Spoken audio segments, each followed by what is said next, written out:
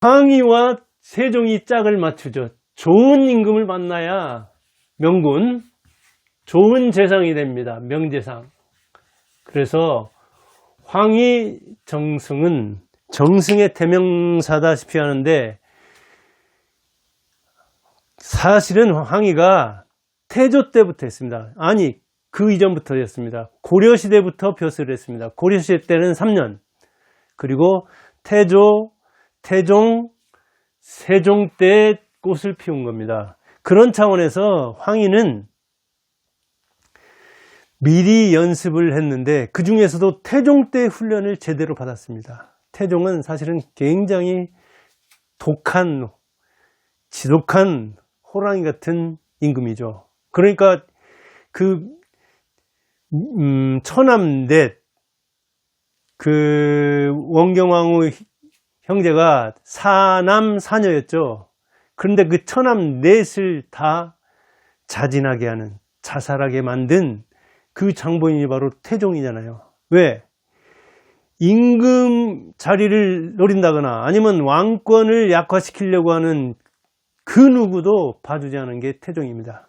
그래서 1차 왕자의 난, 2차 왕자의 난 때 자기 그 이복 형제들도 죽이고 정도전 등 그 원로 대신들도 죽였잖아요. 또 자기 형 반란을 일으키니까 유배 보냈잖아요. 그러니까 동복 형제와 자기 부모 빼놓고는 왕권에 도전하려고 하는 사람도 가만히 놔두지 않은 사람이거든요. 그래서 황희는 사실은 태종 때 혹독한 훈련을 받았습니다. 고려에서 벼슬을 할 때는 아버지가 판강릉부사였던가요? 강릉에서 벼슬을 한 사람인데, 황군서, 음직으로 나갔습니다. 음보, 음서, 그렇게 이야기하죠. 아빠찬스 쓴 거죠. 근데 그 뒤에 이제 그 진사시라든가 사마시라든가 과거에 또 급제도 하고 그랬습니다. 음서로 나간 사람들이 벼슬이 뭐랄까 오르는데 속도도 문제고 그 직위에도 문제가 되니까 되게 과거를 볼 수 있으면 과거를 통해서 나가는 그런 경향이 있었거든요. 황희 역시 그랬습니다. 그런데 아까도 말했듯이 재상이 제대로 자기 뜻을 펴려면 주군을 잘 만나야 됩니다. 어찌 보면 박근혜 때 벼슬한 사람, 윤석열 때 벼슬한 사람, 특히 윤석열 때 얼마나 많은 그 장군들이 그 내란과 연루돼 가지고 곤욕을 치릅니까, 지금까지도. 그런데 황희는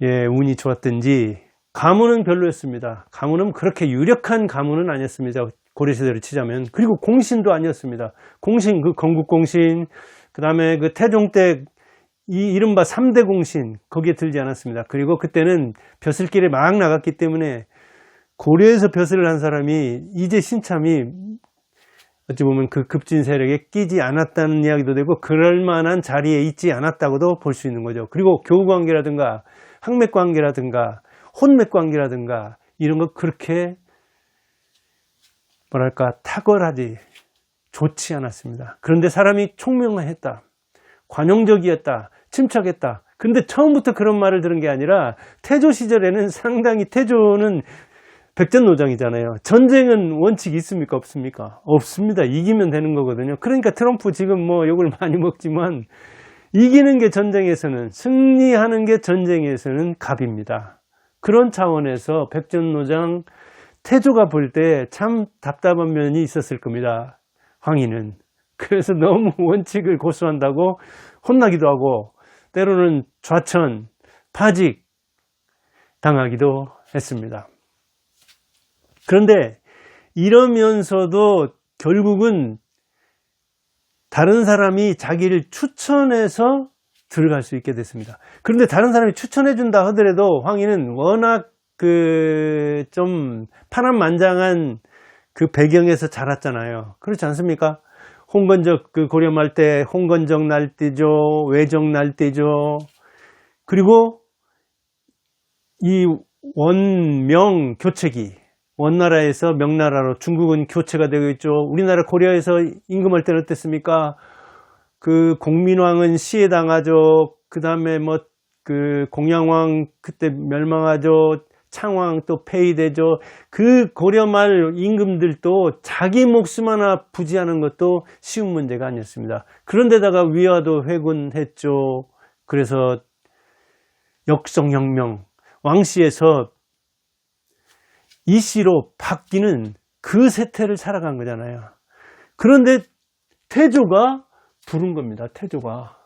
자, 한 3년 지났어. 이제 고려 때 벼슬 있기 때문에 벼슬 한 3년 정도 하고 뭐 쉬고 있는데, 한 3년 지나서 태조 3년 때 태조가 물었어요. 좌우에.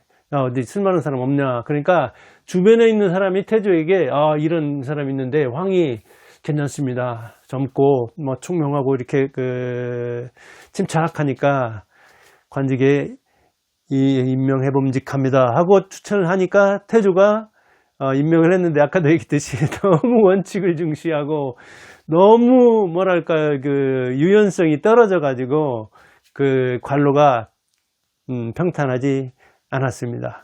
그런데 정종 지나서 이제 태종이죠. 이 호랑이 태종은 아까도 말했듯이 왕권을 강화하려고 하는 것이 지상 목표였습니다. 그러니까 그 원경왕후가 민무구 민무질 자신시켰을 때 시금을 천패하고 그 동생들을 살리려고 했는데, 역시 무유리 그 막내까지 다 4명이 죽게 되잖아요. 그러니까 그 처가가 어찌 보면 뭐 그 명문거족인데, 사실은 민재 그 장인이 고려의 굉장한 벌족이었죠. 명문벌족, 명문거족인데, 어찌 보면 이성계는 저 북방에서 무인으로서 중앙무대에 알려지지 않았습니다. 근데 중앙무대에 가문의 격을 높이는데 민재가 영민씨죠. 영민씨. 기여를 했는데 장인이 사망하자마자 거의 뭐랄까 장모도 알아 누웠는데도, 그래서 가문이 정말 막히다시피 한 그런 정도에 됐거든요. 그럴 정도로 왕권 강화하는데 뭐랄까 장애가 되는 것은 그 누구도 봐주지 않았습니다. 그런데 태종에게 지신사 박성명이 있었습니다. 박성명. 이 박성명은 누구냐 하면 고려 마지막 왕이던가요? 공양왕의 동생이 왕우라는 사람이 있습니다. 근데 그 왕우의 사위, 뭐 그러니까 왕의 부만 아니고 왕 동생의 사위가 박성명인데, 역시 태종 밑에서 벼슬을 했거든요. 무슨 벼슬을 했냐? 지신사라는 벼슬을 했습니다. 지신사. 지신사는 어떤 벼슬이냐? 승정원의, 조선 승정원의 도승지가 비서실장이죠. 지금으로 말하자면. 그런데 그 밑에서 왕명을 출납하고 대관들을 이렇게 견제하고 인사하고 행정하고 이런 일을 돕는, 지금으로 말하자면 대통령 수석 비서관 정도 되는 사람이 박성명이었는데, 태종은 사람 보는 눈이 아주 높았죠. 그래서 양녕대군도 교체해가지고 충녕으로 교체해가지고 그 셋째 아들 충녕이 세종되는 거 아닙니까? 근데 박성명 보니까 참 일을 잘해요.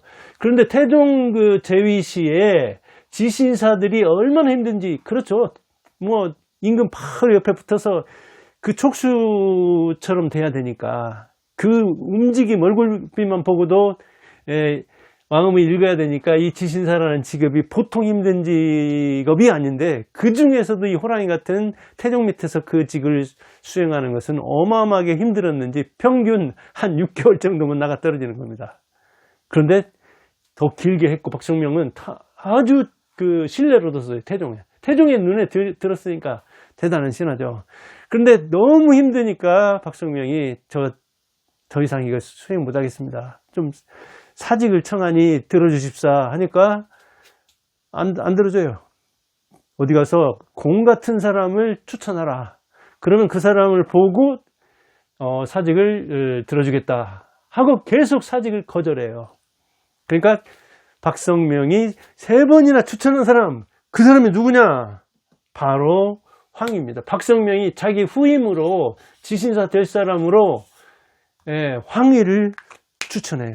황이 괜찮은 사람입니다. 아주 영리하고 성실하고 업무 뛰어납니다. 한번 써보십시오. 근데 3번 추천하니까 이렇게 해서 일하는 거 보고서 태종이 씁니다. 황희를. 근데 황희는 얼마나 있었느냐? 지신사로 무려 4년이나 봅니다. 태종 때 지신사들 평균 근무 그 기간이 6개월밖에 안 되는데 그 직을 황희는 4년이나 수행할 정도로 정말 물심양면으로 성심성의를 다해서 왕의 수족이 됩니다. 왕의 수족보다도 더 부지런하게 움직였습니다. 그렇게 해서 뭘 했느냐? 왕명을 출납하고 그 다음에 인사하고 그리고 공신들이 겹겹이 쌓여 있잖아요. 태조 때부터 개국공신부터 그 건국공신부터 해가지고 4대 공신만 해도 그들의 그 입김이 그렇게 센데 공신도 아닌 황희가 거기에서 젊은 황희가 그것을 잘 처리하면서 태종의 절대 신뢰를 얻습니다. 그래가지고 몸살을 난다든가 아프면은 어의를 보낼 정도고 어의, 임금의 그 의사. 그리고 하루에도 그 사람을 시켜서 몇 번씩 문병을 할 정도로 병세가 어쩐지 물어볼 정도로 황희를 신뢰했습니다. 그러니까 호랑이 밑에 고양이 안 나오죠. 호랑이 밑에서 호랑이 나오잖아요. 호랑이 같은 임금 밑에서 호랑이 같은 재상감이 훈련을 받은 겁니다. 그는 그처럼 추천을 받았는데 참 인사가 이게 어려운 거예요. 시험으로 뽑는 게 좋은가 아니면 추천을 받는 게 좋은가 하는데 추천도 이렇게 박성명처럼 똘똘한 사람한테 받아야 황희 같은 사람이 나와요. 띨띨한 사람한테 추천을 받으면 저하고 비슷한 사람, 자기가 이렇게 그 사람의 그늘에 가릴까 싶어서 시원찮은 사람 애인도 마찬가지입니다. 똘똘한 사람한테 소개해달라고 뭐 비슷한 사람이나 똘똘한 사람 소개해 주는 거거든요. 관직도 마찬가지거든요. 그래서 이 추천이 이렇게 잘하면 아주 좋은 거고, 임금이라는 것은 아까도 얘기했듯이 27명이 조선시대는 515년이나 통치하잖아요. 그러니까 임금은 죽어야 그 근무연한이 끝나는 겁니다. 그 직위가 끝나는 것이 죽기 직전인 거예요. 그러다 보니까 임금은 아주 그 안정된 인사를 할 수가 있죠. 근데 우리나라는 지금 5년마다 한 번씩 이렇게 정권이 바뀌다 보니까 5년마다 개국이 되고 건국이 되는 것 같잖아요. 그리고 그 업무의 계속성이라든가 그 인사의 지속성이라든가 그리고 어떤 사업의 그 연속성이라든가 그런 그 업무를 뭐 인계해 받는 거라든가 이게 뭐 청와대부터 시작해서 면사무소까지 제대로 되는지 참 궁금하거든요. 어찌 보면 눈치쟁이들만 길러낼 그럴 요소가 있는데, 이렇게 왕조시대에는 세종같이 뭐 한 30년 넘게 근무했던가요? 그럼 황희처럼, 황희는 90세 사망했는데 무려 60년 동안이나 근무를 하고, 세종하고는 같이 이 영의정으로 몇 년 근무하느냐? 18년을. 이거 아닙니다. 18년 동안 영의정에 봉직했습니다. 그러니까 얼마나 그 직이 원활하게 대통령 왕과 융화를 이루면서 수행했겠습니까? 그 직을. 이렇게 추천을 통해서 들어갔지만 그는 그 능력이 출중했기 때문에 눈에 들었던 거예요. 태종 눈에 들으면 괜찮습니다. 태종이 조선에서 어찌 보면 뭐 세종을 낳은 사람이기도 한데, 태종이 황희를 낳은 사람이기도 하고, 태종이 조선시대에서 유일한 과거 합격자입니다. 어디서? 과거 합격자예요. 과거 급제자. 고려시대 때. 그래가지고 어땠어요? 이성계가 감복했어요. 이성계에 감복한 일이 바로 뭐냐? 그 많은 아들 중에 오남 이방원이 고려시대에 문과예요. 문과. 그래서 이 태종이 왕자에 난 2번이나 일으키니까 어떤 사람은 문과 아니냐 그러는데, 문과에 급제한 사람이에요. 그래서 궁궐에 가서 감읍을 했다고 하잖아요. 이성계가 딱 이렇게 북방에서 변두리에서 무신이라고 무시했는데 내 아들이 이렇게 잘났다 하고 성은에 감읍을 했다는, 감격했다는 그런 이야기가 전하잖아요. 이런 이를테면 조선 임금 중에서 신하와 임금을 해본 사람 유일하게 누구냐? 태종이에요. 전주시인데 전주까지 와본 사람이 누구냐? 임금 올라가기 전에는 이성계가 거쳐갔지만 옛날 그 왜군 물리치는 남원까지 갔었던가요? 태종은 임금 되고 왔었던가요? 태종의 이 능력은 여러 가지 뛰어난 측면이 있는데 그 밑에서 이제 아주 혹독한 신하 수업을 받습니다. 재상 수업을 받는다고요. 그렇게 그는 추천으로 들어갔지만 화려한 경력을 쌓아요.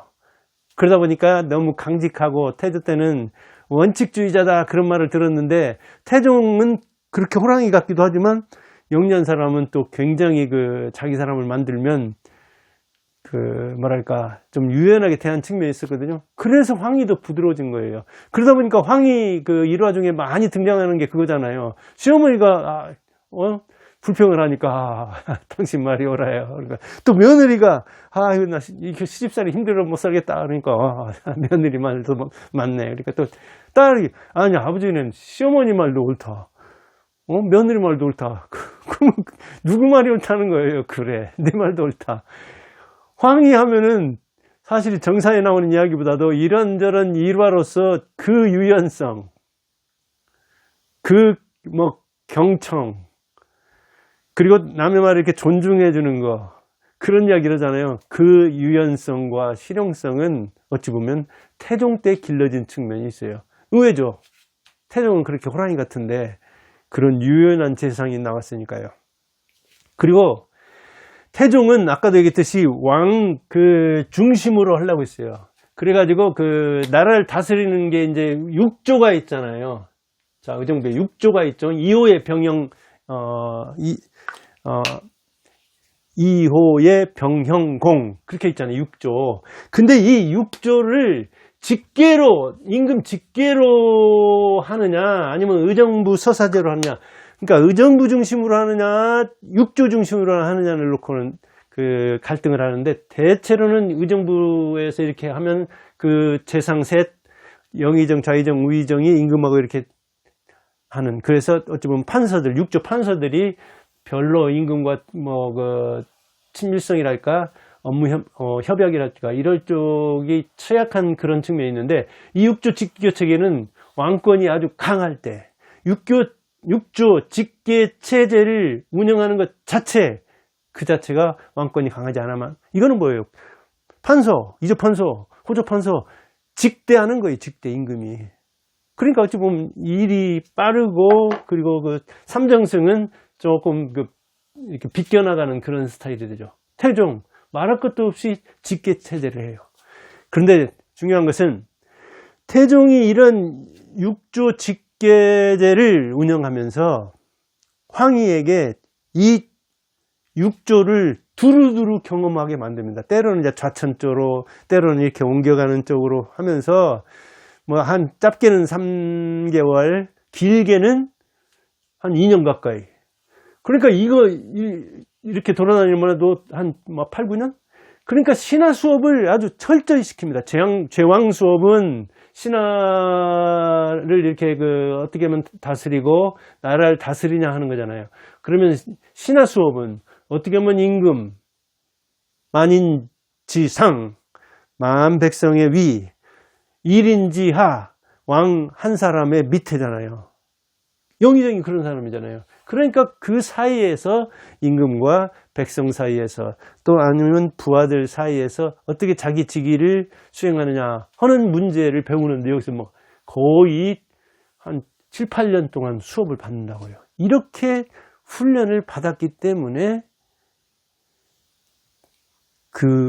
정승이 되어서 제대로 정치를 할 수 있었던 거예요. 그러니까 윤석열이나 지금 박근혜 아까도 얘기했지만 윤석열 보세요. 검찰에서 있다가 검찰 세계에서 총장까지는 됐지만 선거 한 번 안 해보고 행정 한 번 안 해보고 지방자치단체장 한 번도 안 해본 다음에 하늘에서 뚝 떨어진 듯이 대통령이 되니까 어찌 보면 그 자리가 너무 무거웠던 거잖아요. 무엇을 어떻게 해야 할지를 모르는 거잖아요. 공무원이 어떻게 움직이는지, 백성들이 어떻게 움직이는지, 그리고 선거는 어떻게 해야 되는지, 정당하고는 어떤 관계를 맺어야 되는지, 그리고 국회의장하고는 어떻게 해야 되는지, 사법부하고는 어떤 관계를 맺어야 되는지, 검찰 때하고 대통령 때하고는 달라지는 거잖아요. 사람이 바뀌면 일이 달라지니까.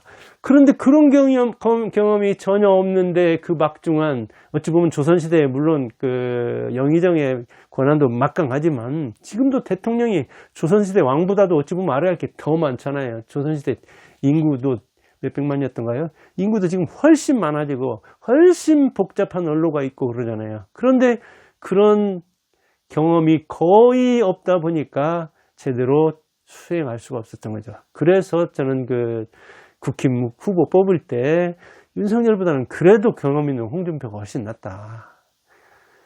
지식도 중요하고 경험도 중요한데, 그런데 그 중진 그 의원들이라든가 당원들 문제가 많은 거죠. 국민들은 홍준표가 낫다. 그런데 당원들이나 그 의원들은 홍준표 뭐 마음에 안 드는 측면도 있었겠죠. 여기도 마찬가지입니다. 임금, 태종 마음에 안 드는 사람들도 그 치하에 얼마나 많았겠습니까? 그러나 우리나라를 그 조선을 제대로 만드는 데는, 그리고 또 자기 임금을, 그 아들 제대로 된 임금을 만드는 데는 그 피바람이 긍정적으로 작용한 측면도 있는 거거든요. 그런 그 흠결이 많기 때문에 덕이 없다는 이야기를 말년에 많이 합니다, 태종이. 그리고 마침 태종의 자가 바로 뭐냐면 유덕이에요, 유덕. 덕 좀 끼치라 하고 아마 성인씨가 할 때 그렇게 이야기했는가 봐요. 그래서 자를 그렇게 붙여줬는데 유덕이에요. 덕을 끼치라. 그런데 덕은커녕 아마 무자비한 통치를 많이 해서 그런지 자기가 이제 갈 때 되니까 나는 덕이 없었다. 짐은 덕이 없었다 하고, 그리고 성군은 이제 아들이 되기를 바란 측면이 있죠. 자, 이렇게 그 업무를 그래도 괜찮게 수행하던 이 황희가 태종에게 한번 그 태종의 마음을 제대로 읽어야 되는데, 이제 여러 가지를 고려하면서 양령을 폐위하고 충령을 세자로 책봉하려고 할 때 반대를 하죠. 그러니까 세종이 아주 화가지고 내 뜻을 지금까지 하고 이렇게 같이 오래 근무했는데 내 뜻을 그렇게 모르냐 해가지고 남원으로 유배를 보냈습니다. 남원 아마 부나 목되고 그 다음에 장수현이었는가 봅니다. 조선시대 때. 장수 황씨잖아요. 그래서 태어나기는 개성에서 태어났는데 자기 본관 있는 곳으로 보내줘요. 이거 상당히 배려한 겁니다. 이거는 태종이. 왜? 그리 가면 뭐 일가 친척들이 있을 것이기 때문에, 물론 이제 그 경파 장수 황씨도 서울에 거주하느냐 향파 이 고향이나 시골에 거주하느냐에 따라서 또 그런 거 나눕니다. 하여간 우리나라 뭐 본관이든 벼슬이든 서울하고 지방 지금도 나누는데 조선시대 때는 이 뭐랄까 분리와 차별 아주 심했죠. 양령폐위에 반대해 가지고 곤욕을 치르면서 한 그 4년 고생하던가요? 4년 안팎 고생하는데 그 사이에 이제 유배 보내고 그 다음에 충령이 바로 세자되고 그 다음 바로 이어서 또 즉위하잖아요, 세종으로.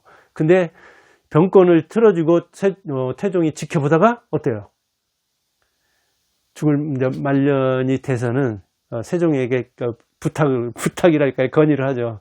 자, 그 황이라는 이 친구가 있는데 지금 유배 중인데 복직 시키기를 부탁한다고. 아주 괜찮은 인물이다. 중요한 인물이다. 이렇게 이야기를 해요. 그러니까 태종 사망 후에 태종이 한다 그러죠. 임금 죽을 때는 제후임금 황희를 복직시킵니다. 그래서 이제 황희와 세종의 이 융화가 일어나는 거거든요. 근데 일을 시켜보니까 일을 진짜 잘했느냐? 잘했어요. 강원도가 아주 가뭄이 들어가지고 자연재해가 들어가지고 정말 민심이 흉흉하고 사람들이 피골이 상접하고 굶어 죽는 판국에 이제 지방관 제대로 이게 못하는 거예요. 그래서 황희를 이렇게 보냈는데 황희가 역시 일 잘해요. 시골 유배 경험까지 있어가지고 대개는 경직 서울에서만 근무하다가 이렇게 시골 생활을 알아서 그런지 제대로 처리를 해요. 그 다음에 이제 또 궁궐에다가 사찰을 설치하려고 태종이 했는데, 이 유교 나라 아닙니까? 근데 유교 나라인데 유학생, 유생들, 그 학사들, 벼슬하는 사람들 극구 반대를 합니다. 궁궐에 무슨 절이냐. 왜 유교 나라에서 불교를 승상한다고 하냐. 그러니까 아주 태종 같은 이 호랑이도 공경에 빠졌는데 황희가 나서서 설득해요, 유생들. 하나하나 설득하다시피 합니다. 그 성균관 학생들도. 그때 나이 80대입니다. 80대. 이렇게 태종이 아니라 세종이 그랬네요. 세종이 잘못된 날. 세종이 국내에 궁궐 내에 사찰을 설치하려고 했대. 그래서 태종도 그렇게 일부에서는 사후에 극락왕생 그걸 빌기 위해서 그러지 않았느냐. 그래서 이렇게 태종 때 온 거다. 그러니까 세종이 지금 사찰을 설치하려고 하는 건데 해서 유생들을 설득해서 넘어갑니다. 이렇게 세종을 도와요. 또 장영실 같은 사람은 관노였잖아요. 관아에 있는 노비. 근데 그 관노 출신한테 벼슬을 제수하려고 하니까 무슨 관직이냐, 노비한테. 아주 엄청나게 반대가 심했는데 역시 세종을 밀어가지고 장영실을 관직에 임명하게 하죠. 그래서 그 과학을 얼마나 그 관직을 줬는데 노비에서 관리가 탔는데 얼마나 목숨 걸고 이랬겠습니까? 그러니까 인사의 법칙을 알았던 거예요. 태종한테 배워가지고 세종도. 그리고 황희도 그런 것 저런 것들을 알았던 거죠. 흠결 없냐? 있어요. 초기에 너무 빡빡하고 원칙 따지고 그 다음에 일처리를 좀 잘못하고 또 어떤 판단 같은 거, 판결 같은 거 잘못해가지고 흠결도 꽤 있습니다. 사람인데 왜 흠결이 없겠습니까? 그리고 자식들은 맘대로 됐느냐? 아니에요. 말씀드렸어요.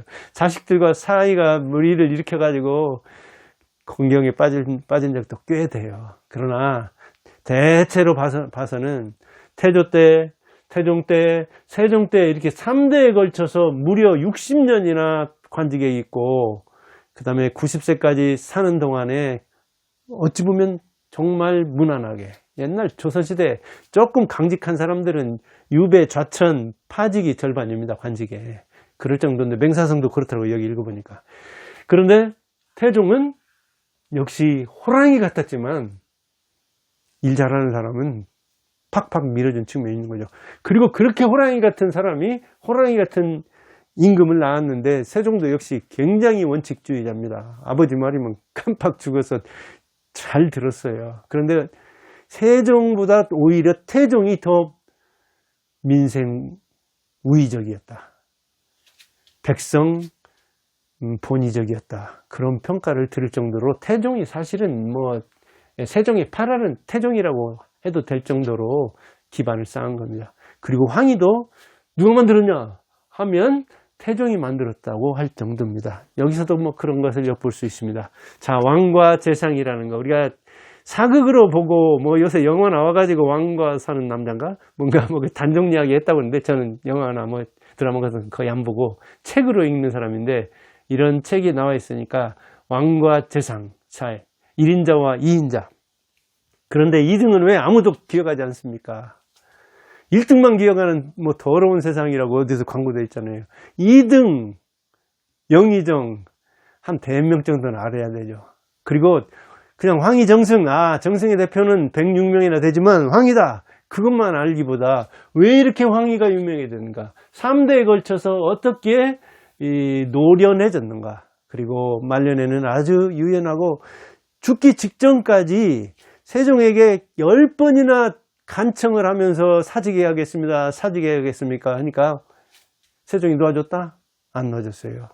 자, 근무 시간 맘대로, 업무 분량 맘대로, 자, 어느 정도 하면 좋겠어요. 이렇게 팍 줄여줘가지고 그래도 나와서 이런 큰 일 이렇게 그럴 정도로 세종이 못 놔준 세상이 황이에요. 그래서 죽기 직전까지 80대까지